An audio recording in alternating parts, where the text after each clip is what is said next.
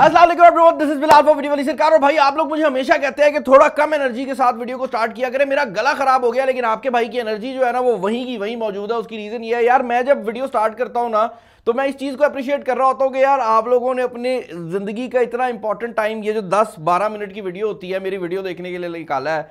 तो जो मेरी एनर्जी होती है वो इसलिए नहीं होती कि भाई मैं वीडियो के लिए एक्साइटेड होता हूं, मैं आप लोगों के लिए एक्साइटेड होता हूं कि यार आप लोगों ने अगर इतनी मेहनत की है तो मेरी तरफ से भी जो फुल एनर्जी है ना वो सामने आनी चाहिए। और फुल एनर्जी की बात हो ही रही है तो इन्फिनिक्स भी पता नहीं कहां से एनर्जेटिक चल रहा है। कुछ ऐसी डिवाइसेस पिछले टाइम के अंदर लॉन्च हुई हैं कि मैं कह सकता हूं कि अपनी प्राइस कैटेगरी के अंदर उन डिवाइसेस का कोई कंपैरिजन ही नहीं है पाकिस्तानी मार्केट के अंदर। और मैं वेट कर रहा था कि दूसरे ब्रांड्स उस कैटेगरी के अंदर उस लेवल की डिवाइसेस लेकर आएंगे, लेकिन हमने नोट 30 में देखा, नोट 30 वीआईपी में देखा कि जो स्पेसिफिकेशन इन्फिनिक्स जिस प्राइस रेंज में प्रोवाइड कर रहा है उसका कंपैरिजन ही नहीं बनता। और यही वजह है कि जब एज अ टेक रिव्यूअर मेरा भी बड़ा, मैं ऑनेस्टली बताऊं, मेरा बहुत दिल करता है कि मैं आपको कंपैरिजन करके दिखाऊं और मैं आपको कहूं कि यार ये सिचुएशन ऐसे है। बट रियलिटी ये है कि अगर आप स्पेसिफिकेशन हार्डवेयर वाली साइड से बात करते हैं तो इन्फिनिक्स का इस टाइम हार्डवेयर वाली साइड में प्राइस के अंदर कोई भी कंपेटिटर है ही नहीं। और अब जो अगली डिवाइस मैं लेकर आ रहा हूं, मतलब ये टेबल से इधर घसीट के लेके आ रहा हूं, ये डिवाइस ऐसी डिवाइस है कि इन्फिनिक्स इस डोमिनेशन को और ज्यादा आगे लेकर जा रहा है। और ये इन्फिनिक्स की टॉप एंड सीरीज की डिवाइस है जो कि इन्फिनिक्स बेसिकली आई थिंक इसीलिए बनाती है कि वो सिर्फ दिखा सकें कि उनके अंदर लेटेस्ट और ग्रेटेस्ट क्या टेक्नोलॉजीज हैं। और इस मोबाइल फोन को अनबॉक्स करने से पहले मैं ये बात बता दूं कि ये जो मोबाइल फोन है ये I can say is a proper flagship phone from Infinix, जो कि एक बड़ी वियर्ड फीलिंग है मेरे लिए, क्योंकि हम लोग इन्फिनिक्स यूजली पाकिस्तान के अंदर जब यूज करते थे स्टार्ट में तो हॉट सीरीज और नोट सीरीज पॉपुलर हुआ करती थी, जीरो इक्का दुक्का आया करते थे। बट अब हम देख रहे हैं कि एक तो इन्फिनिक्स रेगुलरली जीरो को लॉन्च कर रही है और दूसरा उनने जीरो सीरीज को पहुंचा भी एक ऐसे लेवल पे दिया है जहां पर आप कह सकते हैं कि भाई वो अब टॉप एंड डिवाइसेस से कंपीट कर सकते हैं। जो फोन हमारे पास यहां पर मौजूद है ये Zero 30 5G है, तो बेसिकली Zero 30 का 5G वेरिएंट है। और यहां पर आप देख सकते हैं 256 GB की इंटरनल स्टोरेज है और 21 GB रैम को मेंशन किया गया है। रियलिटी ये है कि इसके अंदर लगाई गई है भाई 12 GB रैम और 9 GB एक्सटेंडेड स्टोरेज। लेकिन मजेदार बात यह है कि पहली चीज तो भाई आप लोग 12 GB रैम नहीं फुल कर सकते। ये मेरा यकीन है कि भाई आप लोग जितना मर्जी हैवी यूजर हो 12 GB RAM is more than enough. लेकिन अगर कोई इक्का दुक्का चांस पे आपको जरूरत पड़ भी गई तो यहां पर जो स्टोरेज लगाई गई है वो UFS 3.1 की स्टोरेज है, जिसका मतलब यह है कि ये जो एक्सटेंडेड रैम है ये नॉर्मली जो लो एंड फोन्स के अंदर एक्सटेंडेड रैम आती है उससे काफी ज्यादा तेज होने वाली है और एक्चुअल में काम भी करेगी बनिस्बत उस रैम के जो कि आप 20-30-40 हजार वाले फोन में देखते हैं। सिर्फ एक गिमिक होती है, यहां पर उस रैम का आपको एक्चुअल फायदा भी होने वाला है। इस मोबाइल फोन की जो मेन हाईलाइट है वो ये है कि अब ये मोबाइल फोन एक व्लॉगिंग कैमरा के साथ आ रहा है। बेसिकली ये 4K 60 फ्रेम्स पर सेकंड की वीडियो रिकॉर्डिंग को सपोर्ट करता है और इसका जो फ्रंट कैमरा है वो 50 मेगापिक्सल का लगाया गया है। फ्रंट कैमरा यूजुअली नेग्लेक्ट हो जाता है लेकिन यहां पर ऐसा नहीं किया गया। बट फ्रंट कैमरा के ऊपर मैं ज्यादा डिस्कशन इसलिए नहीं करना चाहूंगा क्योंकि बाकी और बहुत ज्यादा चीजें हैं जिनके ऊपर हमने डिस्कशन करनी है। इसकी मेन हाईलाइट्स में बैक साइड पर काफी चीजें मेंशन की गई हैं, लेकिन मैं डब्बा खोल लेता हूं और आपको फोन दिखा ही देता हूं ताकि आप लोगों को अंदाजा हो सके कि इस मोबाइल फोन की जो मेन हाईलाइट्स हैं उनमें क्या क्या है। 50 मेगापिक्सल का फ्रंट कैमरा मैंने आपको बता दिया। अगली चीज जो कि इस मोबाइल फोन को काफी ज्यादा यूनिक बना देती है, मैं इसका ये प्लास्टिक रैप जरा रिमूव कर लूं, वो ये है कि इस मोबाइल फोन का डिजाइन फर्स्ट लुक के अंदर अगर आप देखते हैं तो आप हैरान रह जाएंगे कि भाई इन्फिनिक्स ये डिजाइन अब बना रहा है। इस मोबाइल फोन को जब आप ऊपर से नीचे मूव करते हैं तो आपको बेसिकली एक एक्स का जो लोगो है वो ऊपर नीचे जाता हुआ नजर आता है जो कि इनकी जीरो सीरीज के अंदर आ रहा है। इसके अलावा बैक पर ट्रिपल कैमरा सेटअप दिया गया है। डिजाइन काफी ज्यादा मजेदार है और ऊपर वाली साइड पर आपको एक स्पीकर ग्रिल देखने को मिल जाती है और नीचे वाली साइड पर भी स्पीकर ग्रिल है क्योंकि ये ड्यूल स्पीकर्स के साथ आता है। यहाँ पर सिम स्लॉट भी दी गई है। और एक और चीज जो कि इस मोबाइल फोन को काफी ज्यादा यूनिक बना देती है वो ये है कि भाई ये मोबाइल फोन आपको IP58 वाटर रेजिस्टेंस भी प्रोवाइड कर देता है, तो किसी हद तक जो स्प्लैश रेजिस्टेंस है वो भी आपको इस फोन में देखने को मिल जाएगी। बॉक्स के अंदर आपको एक जो ये प्रोटेक्टर है ये देखने को मिल जाता है और ये थोड़ा सा डिफरेंट डिजाइन के अंदर आता है क्योंकि अगर आप इसको गौर से देखें तो इसके अंदर एक पैटर्न डिजाइन जो है वो दिया गया है। ये सिंपल ट्रांसपेरेंट नहीं है, थोड़ा सा डिफरेंट है। सिम इजेक्शन पिन देखने को मिल जाती है। 68 वॉट का चार्जिंग एडाप्टर देखने को मिल जाता है जो कि मेरे हिसाब से अब इन्फिनिक्स की हाई एंड डिवाइसेस में काफी कॉमन होता जा रहा है। तो अगर आपके पास दूसरी भी कोई इन्फिनिक्स डिवाइस है तो आपको क्रॉस कंपैटिबिलिटी जो है वो भी देखने को मिल जाएगी। ये type A to type C की जो केबल है वो भी इस मोबाइल फोन के अंदर देखने को मिल जाती है। और भाई इस मोबाइल फोन की पहले सिम को चेक कर लेते हैं, फिर मैं आगे चलूंगा और मैं आपको बताऊंगा कि इस मोबाइल फ़ोन के अंदर टेम्पर्ड ग्लास प्रोटेक्टर इन्फिनिक्स ने नहीं दिया, और मुझे पहली नज़र में लगा, मैंने कहा भाई 2 नंबर ही लगाई है, टेम्पर्ड ग्लास प्रोटेक्टर इस बार ना खा गए हैं। लेकिन मैं आपको भी बताता हूँ कि टेम्पर्ड ग्लास प्रोटेक्टर के साथ क्या हुआ है। सिम स्लॉट जो है यहाँ पर दी गई है, और यहाँ पर आपके पास एक नॉर्मल सिम स्लॉट देखने को मिल जाती है, जिसके अंदर आपको ड्यूल सिम की ऑप्शन तो देखने को मिल रही है।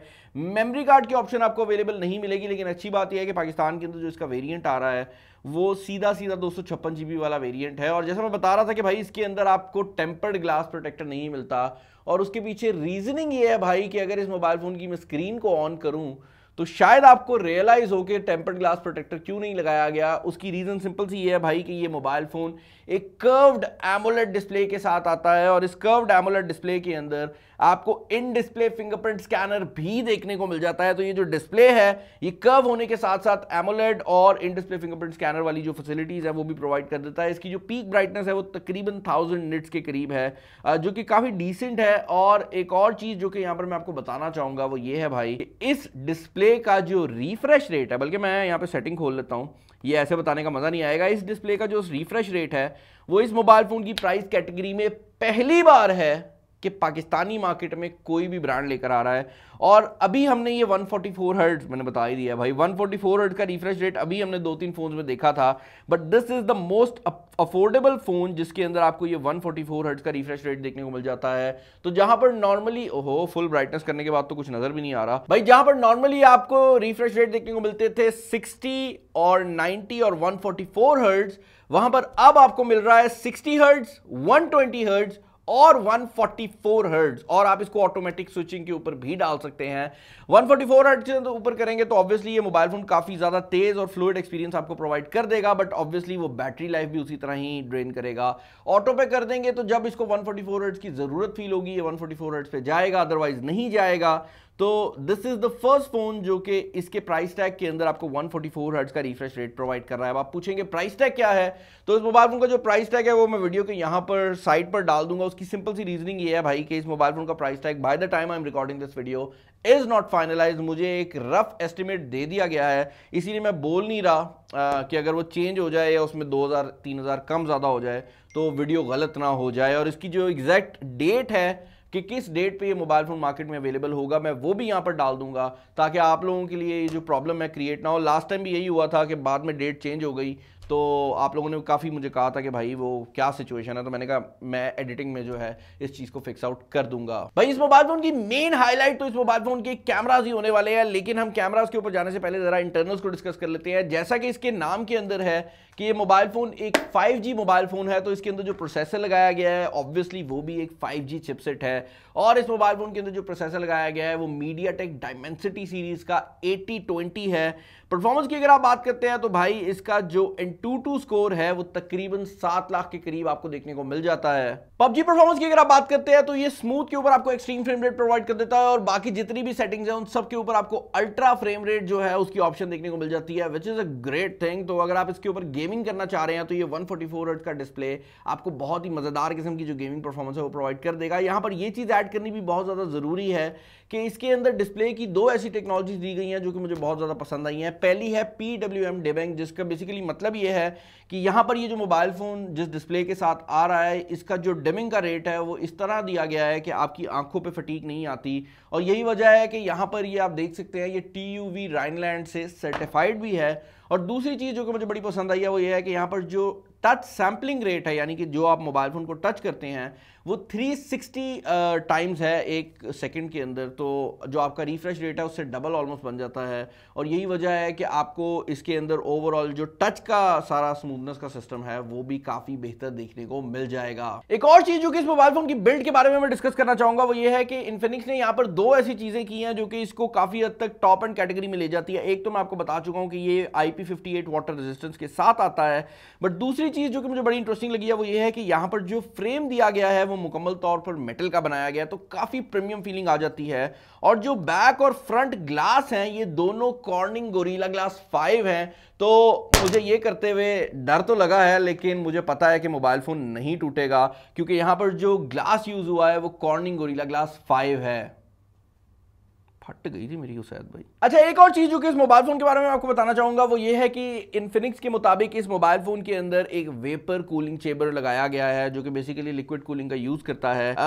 मुझे ऐसा लगता है कि वो vapour cooling chamber as far as the gaming performance is concern तो उसमें शायद ज्यादा उतना डिफरेंस ना डाल रहा हो, बट इस मोबाइल फोन को अगर आप गौर से देखें तो ये नॉर्मल मोबाइल फोन्स की निस्बत बहुत ज़्यादा स्लिम है। तो आई थिंक वेपर चेंबर डालने के पीछे बेसिक रीज़न ये थी कि ऑल दो ये मोबाइल फोन काफ़ी ज़्यादा स्लिम बनाया गया है, इसकी परफॉर्मेंस जो मोटे मोबाइल फोन्स हैं उनके बराबर रहे। तो that is not a gaming feature, it is more of a feature जो कि इसकी ऑप्टिमाइजेशन में काफ़ी ज़्यादा इसको आई थिंक हेल्प आउट कर रहा है, क्योंकि गेमिंग के अंदर आई डोंट थिंक सो कि वो वेपर चेंबर जो है वो कुछ ज़्यादा चीज़ें ऐड कर रहा है। इसके अलावा भाई यहाँ पर अगर आप बात करते हैं सॉफ्टवेयर की तो यहाँ पर Android 13 आपको आउट ऑफ द बॉक्स जो है वो देखने को मिल जाता है। Infinix is one of those brands जिनका सिस्टम स्टार्ट में काफ़ी ज़्यादा ब्लोटवेयर वगैरह के साथ आता था।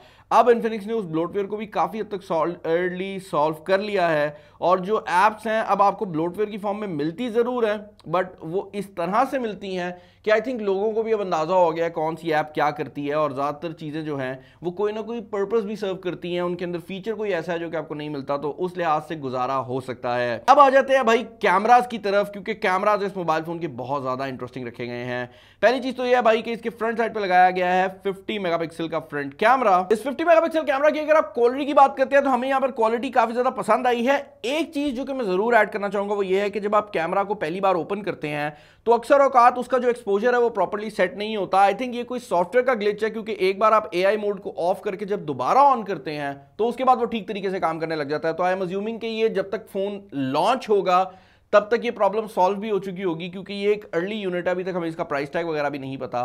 बट ये जब फोन पाकिस्तानी मार्केट में आई थिंक लॉन्च होगा उस टाइम तक ये प्रॉब्लम सॉल्व हो चुकी होगी, क्योंकि कोई हार्डवेयर प्रॉब्लम नहीं है, बेसिक सॉफ्टवेयर का ग्लिच है जो कि आई एम अज्यूमिंग के बाद में जाकर फिक्स आउट हो जाएगा। मेरे अलावा भी मेरी टीम ने इस कैमरा से काफ़ी ज़्यादा जो पिक्चर्स हैं वो क्लिक की हैं, तो मैं वो पिक्चर्स भी आपको दिखाना चाहूँगा। अच्छा भाई, सेल्फी कैमरा की अगर आप बात करते हैं तो यहाँ पर जो सेल्फी कैमरा है उसका रिजल्ट हमें बहुत ज़्यादा पसंद आया है। हमने इसको मल्टीपल लाइटिंग कंडीशंस के अंदर चेकआउट किया। इनफैक्ट जब ये वीडियो रिकॉर्ड में कर रहा था तो आई रियलाइज कि कुछ एरियाज और कुछ सिनेरियोज हैं जो कि मेरी टीम ने मिस आउट कर दिए थे, तो उसी वजह से हमें वीडियो को यहाँ पर थोड़ा सा कट भी करना पड़ा ताकि मेरी टीम जो है इसको दोबारा एक दफ़ा प्रॉपर्ली टेस्ट कर ले। ये वो लाइटिंग सिचुएशन है जो कि मैं बता रहा था कि एआई के अंदर मैक्सिमम आकर जो आपको देखने को मिलेगी। अगर ये जो ग्लिच की बात मैं कर रहा था वो यहाँ पर है, but I don't think so कि ये मसला आपको फेस करने में आएगा, क्योंकि एक्चुअल जो इमेज की क्वालिटी है वो ये है और ये अब हो भी नहीं रहा दोबारा हमसे रेप्लिकेट। आउटडोर शॉट्स के अंदर भी मेरी टीम ने काफ़ी ज़्यादा इमेजेस को खींचा है, और यहाँ पर जो सबसे इंपॉर्टेंट चीज़ है वो ये है कि क्योंकि ये 50 मेगापिक्सल है तो आपको रियलिटी बेस्ड जो रिजल्ट्स हैं वो देखने को मिल जाते हैं। इस मोबाइल फोन की वीडियो की अगर आप बात करते हैं तो ये मोबाइल फोन एक व्लॉगिंग कैमरा के साथ आता है। ये वीडियो जो आप लोग देख रहे हैं इस मोबाइल फोन की फ्रंट कैमरा से रिकॉर्डेड है, और आप लोगों ने मुझे बताना है कि आपको इसका रिजल्ट कैसा लग रहा है। यहाँ पर ऑडियो की क्वालिटी भी जो आपको नजर आ रही है, ऑडियो की क्वालिटी जो आपको सुनाई दे रही है वो भी आपको एग्जैक्टली वही मिलेगी जो कि ये मोबाइल फोन खुद रिकॉर्ड कर रहा है। और मैंने लाइट्स को बिल्कुल नहीं छेड़ा, जो मेरी ओरिजिनल लाइटिंग थी वही है। तो मुझे बताएं कि क्या मैं इस कैमरा से व्लॉग कर सकता हूँ।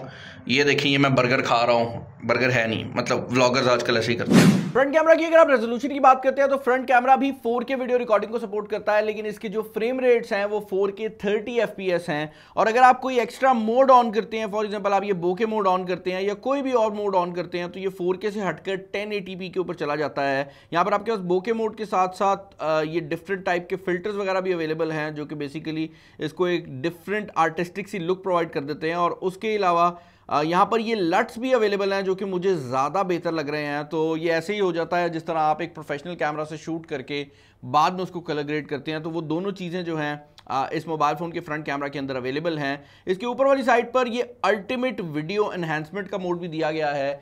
अब ये मल्टीपल चीज़ें करता है, ये थोड़ा सा आपके कलर को बेहतर बनाता है, ये थोड़ा सा आपके ऑटो फोकस को बेहतर बनाता है, और बेसिकली एआई का यूज़ करते हुए आपकी वीडियो को बेहतर करता है। इसके अलावा यहाँ पर फ्रंट साइड के अंदर आपको EIS की ऑप्शन जो है वो भी देखने को मिल जाती है। अभी मैं फ्रंट कैमरा के ऊपर ही चल रहा हूँ, लेकिन अब बैक कैमरा की तरफ जाते हैं और ज़रा उसको डिस्कस कर लेते हैं। यहाँ पर जो मेन कैमरा है बैक का 108 मेगापिक्सल का सेंसर लगाया गया है, और यहाँ पर 1.67 का जो एपर्चर है उसको यूज़ किया गया है, विच बेसिकली मीन्स कि यहाँ पर आपको लो लाइट की जो इमेजिंग है वो काफ़ी डिसेंट देखने को मिलने वाली है। और इसका जो मेन कैमरा है उसके साथ साथ यहाँ पर 13 मेगापिक्सल का एक अल्ट्रा वाइड एंगल कैमरा भी दिया गया है। और क्योंकि ये 108 मेगापिक्सल का कैमरा है तो ये आपको 3x सेंसर जूम भी प्रोवाइड कर देता है।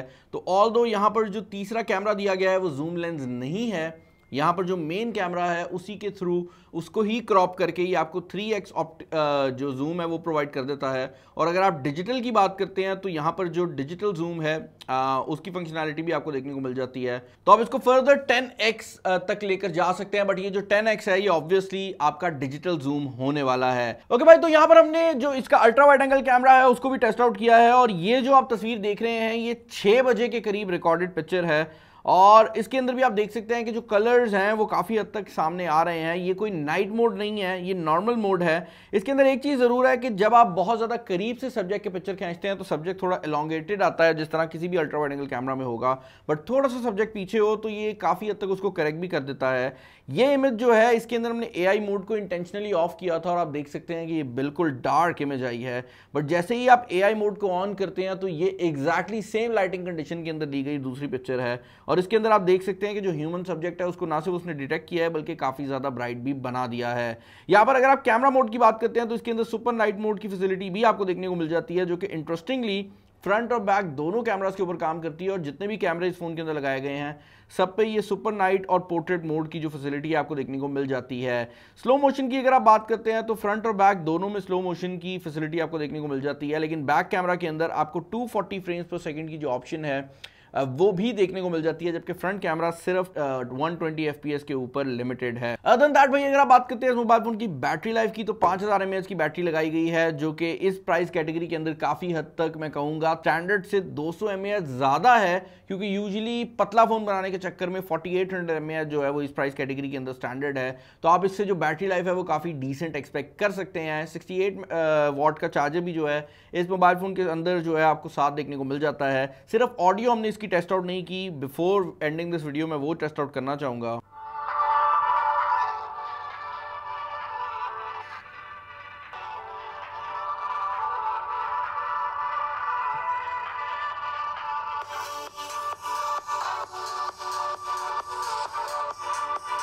ओके भाई, अगर आप साउंड क्वालिटी की बात करते हैं तो नीचे वाला बॉटम फायरिंग स्पीकर बहुत ज़्यादा लाउड है, लेकिन एक चीज़ जो कि मैंने नोटिस किया वो ये है कि इसका जो ऊपर वाला स्पीकर है और नीचे वाला स्पीकर है बराबर नहीं है, विच बेसिकली मीन्स कि अगर आप नीचे वाला स्पीकर ब्लॉक कर देते हैं तो ऊपर वाले स्पीकर से जो साउंड आ रहा होता है वो उतना ज़्यादा रिच नहीं होता।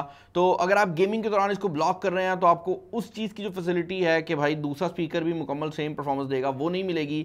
बट अगर आप इसको वैसे देखते हैं तो लाउडनेस के अंदर डेफिनेटली एक इंक्रीज आ जाता है। ऑल इन ऑल भाई इस मोबाइल फोन का जो प्राइस टैग है उसके हिसाब से मैं ये कहूँगा कि ये मोबाइल फ़ोन एक काफ़ी कंपेटिटिव किस्म का मोबाइल फ़ोन है। और इंटरेस्टिंग ये भी है कि भाई इन्फिनिक्स अब फाइनली इस प्राइस कैटेगरी के अंदर खेल रहा है। तो मुझे आप लोग बताइएगा कि इस फ़ोन के रिलेटेड आपके क्या ओपिनियंस हैं, आपको ये मोबाइल फ़ोन कैसा लगा है, और अगर आपके कोई टेस्ट हैं या आप चाहते हैं कि कोई चीज़ हम मिस कर गए हैं पूछना तो नीचे कमेंट्स में बता दें। अगर वो ज़्यादा लोग कहेंगे तो हम कोशिश करेंगे कि किसी ना किसी तरीके से उसको टेस्ट आउट भी कर लें। चैनल पर नहीं है, चैनल को सब्सक्राइब कर लीजिएगा, वीडियो को लाइक कर दीजिएगा, दोस्तों के साथ कर दीजिएगा शेयर। इस वीडियो में इतना ही। This is Bilal signing off. अल्लाह हाफिज़।